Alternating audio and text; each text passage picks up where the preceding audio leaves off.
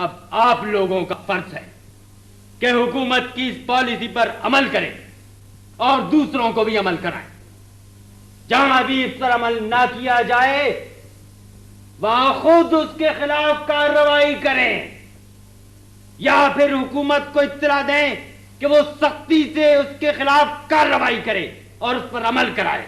बोलो भारत माता की जय, भारत माता की जय, महात्मा गांधी जी की जय, महात्मा गांधी जी की जय। गौ हत्या बंद करो, गौ हत्या बंद करो, गौ हत्या बंद करो।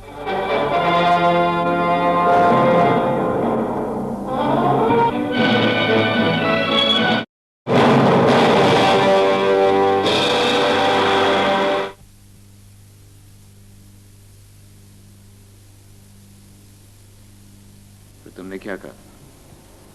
औरत की बात बहुत नाजुक होती है भैया। औरत को बहुत कुछ सोचना पड़ता है। द्वारका इस तरह की बात करेगा मुझे उससे उम्मीद नहीं थी। आप उसे नहीं जानते। जैसा वो खुद है वैसे ही दूसरे को समझ लेता है। मैं द्वारका को जानती हूँ। ये आदमी कुछ भी कर सकता है।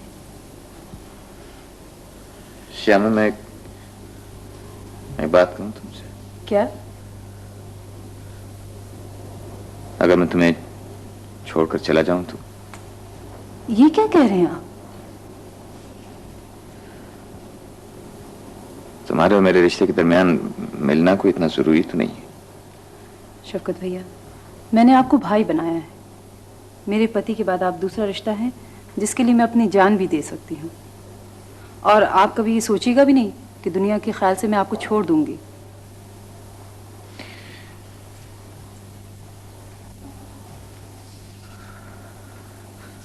श्यामा, मैं बड़ा बदकिस्मत आदमी हूं। जाने कैसे कैसे रिश्ते टूट गए,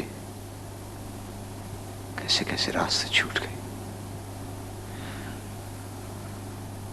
मुझे अपनी किस्मत से बड़ा डर लगता है। शफकत भैया, अगर किस्मत भी चाहे तो भाई बहन के बीच नहीं आ सकती। सर, मैं जा रहा हूं।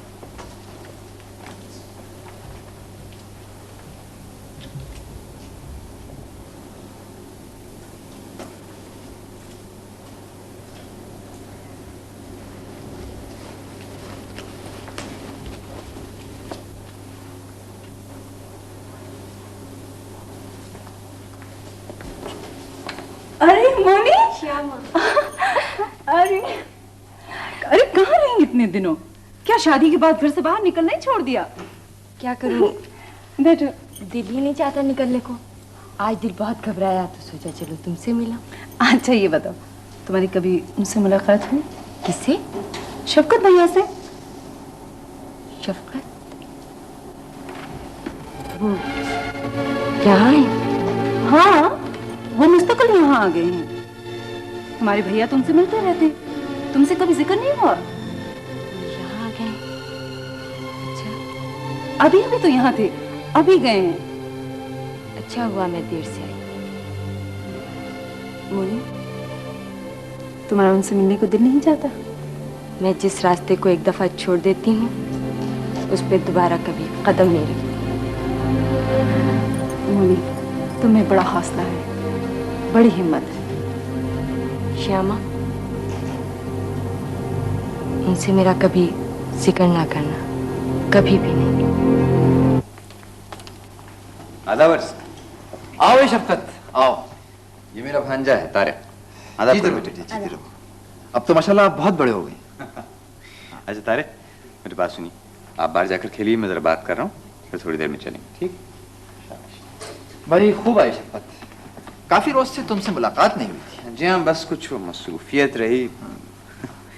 वैसे मैंने सुना है कि आप कलकत्ता जा रहे हैं। हाँ, इरादा तो है, लेकिन तुमसे किसने कहा? श्यामा बता रही, त्रिलोकी भैया ने उन्हें बताया था। वैसे जी आपको कलकत्ता जाने की क्या सूझेगा? भाई वहाँ 18 और 19 तारीख को मुस्लिम लीग का इजलास हो रहा है। मैंने सोचा जरा ये हंगामा ही देख लिया जाए तो क्या अर्ज है, थोड़ी तफरी हो जाएगी। हाँ शफकत, तुम भी चलो ना। मैं? हाँ हाँ, क्यों, तुम यहाँ क्या कर रहे हो? भाई थोड़ी सैर करेंगे।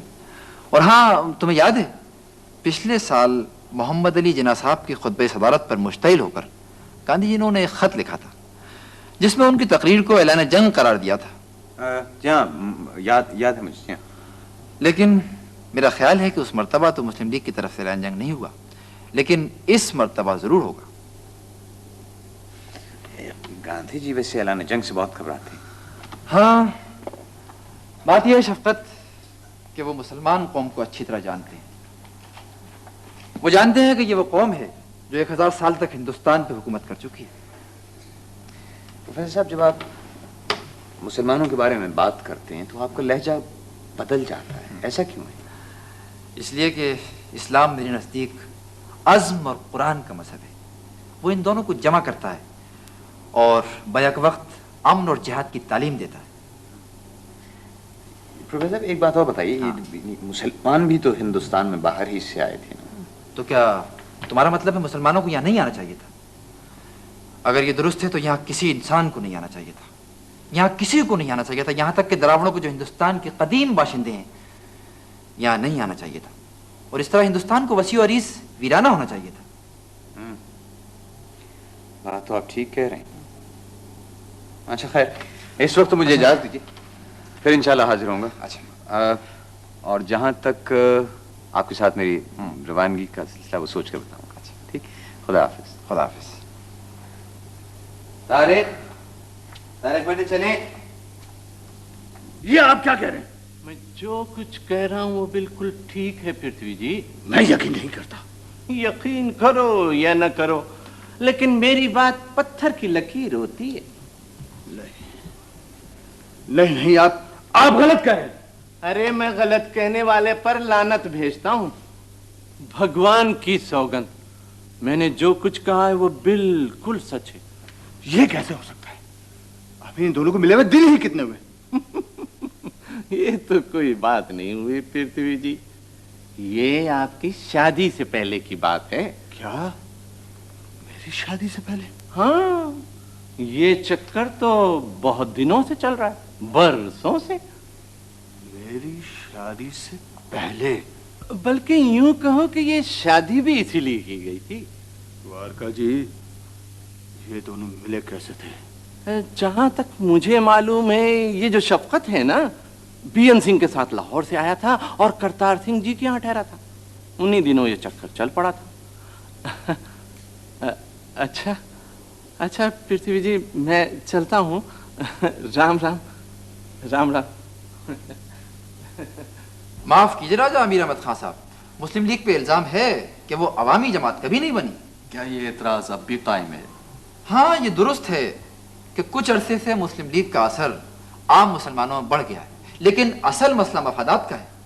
क्या मुस्लिम लीग के बारे में ये कह सकते हैं कि वो आम मुसलमानों के मफादात में दिलचस्पी रखती है? प्रोफेसर साहब, मुस्लिम लीग तो तमाम मुसलमानों के मफादात का तहफ़्फ़ुज़ करना चाहती है। नहीं साहब, तमाम का लफ्ज़ बहुत मुबहम है।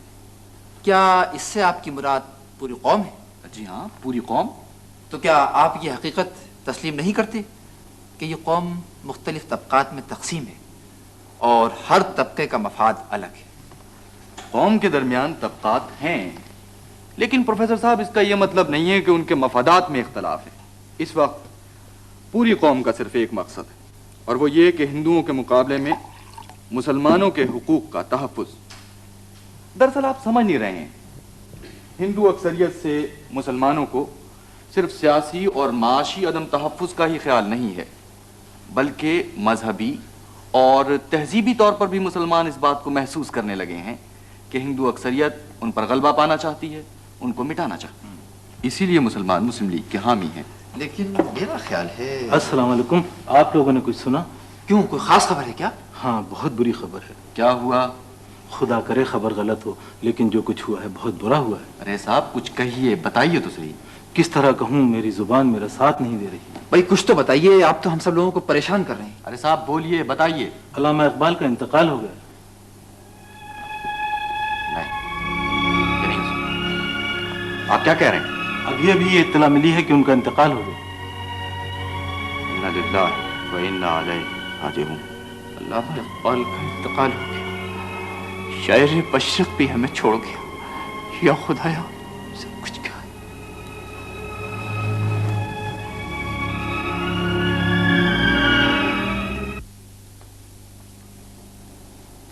रही तुम कहाँ गई थी? क्यों, क्या बात है? मेरे सवाल का जवाब दो कि तुम कहाँ गई थी? क्यों, आपको मेरे कहीं आने जाने पे एतराज है? जो मैं पूछ रहा हूँ उसका जवाब दो कि तुम कहाँ गई थी? श्यामा के यहाँ। श्यामा की या शफकत से मिलने? पृथ्वी। क्यों, इनकार कर सकती हो? बोलो, जवाब दो, इनकार कर सकती हो? इनकार की जरूरत भी नहीं। इसका मतलब यह है कि मेरी इतला सही है। तुम श्यामा के यहाँ जाकर शफकत से मिलती हो? गलत है। चुप रहो। तुम्हें शर्म नहीं आती?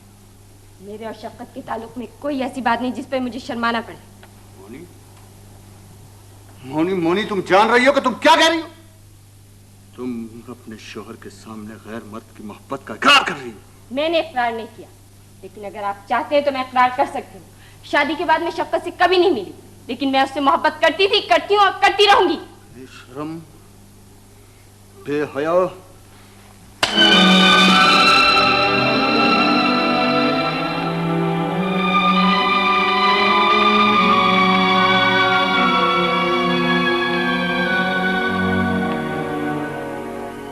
वाह भाई जी, कांग्रेस की हुकूमतें टूटी तो मुसलमानों ने यौम नजात मनाया। ये उनका तासुब नहीं तो और क्या है? यौम निजात सिर्फ मुसलमानों ने नहीं मनाया, पारसियों ने मनाया और दूसरी अक़वाम ने मनाया। सच कहते हो प्रोफेसर जी, मुसलमान आखिर मुसलमान होता है ना। तुम भी जिना साहब की जबान बोलने लगे ना। मैं किसी की जबान नहीं बोल रहा हूँ, मैं अपने दिल की जबान बोल रहा हूँ। यही कह रहा हूँ भाई जी, दिल में जो था उसे बहुत छुपाया, मगर आखिर जबान पर आ गया ना। अच्छा, ये बहस छोड़ो, झगड़े से क्या फायदा। हाँ, तो मैं क्या कह रहा था? आप कुछ कायदे आज़म के बारे में कह रहे थे। कायदे आज़म? हाँ, कायदे आज़म। तो मेरा मतलब है, वायसराय से कायदे आज़म की भी मुलाकात हुई थी। मुलाकात? हाँ, उसी मुलाकात का मैं तज़किरा कर रहा था जिसमें कायदे आज़म ने कुछ तजावीज़ पेश की थी। तो प्रोफेसर, तुम्हारा क्या ख्याल है उनके बारे में? हाँ, अब ये देखिए कि कांग्रेस के झंडे तक पे एतराज है और वंदे मातरम कहते हुए क्या मुसलमानों की जबान सूखती है? मैं मुसलमानों की तरफ से बात नहीं कर रहा हूँ द्वारका साहब, लेकिन कायदे आज़म की तजावीज़ न मानकर कांग्रेस ने बहुत बड़ी गलती की है। अगर वो उन तजावीज़ को मान लेती तो शायद हिंदू मुस्लिम मसला हल हो